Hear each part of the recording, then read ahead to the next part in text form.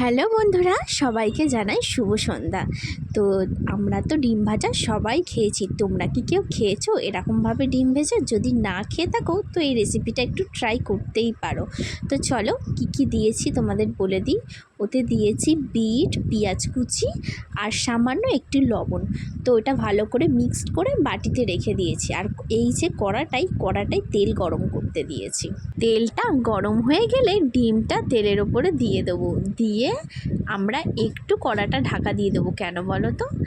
এমনি সসপ্যানে বা কড়াই তেল ডিম ভাজলে কি হয়, ডিমটা অতটা ফোলে না। তোমরা একটু ঢাকা দিয়ে ডিমটাকে ভেজে দেখো, ডিমটা অনেকটা ফুলবে, যেটা দেখতেও খুব সুন্দর লাগে। দেখো ডিম ভাজাটা প্রায় হয়ে এসেছে। তো আমার একটু লাল লাল করে ডিম ভাজলে তবেই ভালো লাগে। ওই সাদা সাদা ডিম ভাজা ওটা আমার ভালো লাগে না। তো চলো ডিম ভাজার ফাইনাল লুকটা তোমাদের দেখিয়ে দিই। তো কেমন লেগেছে বন্ধুরা প্লিজ কমেন্ট করে জানিও। তো চলো আজকের মতন ভিডিওটা আমি এখানেই শেষ করলাম।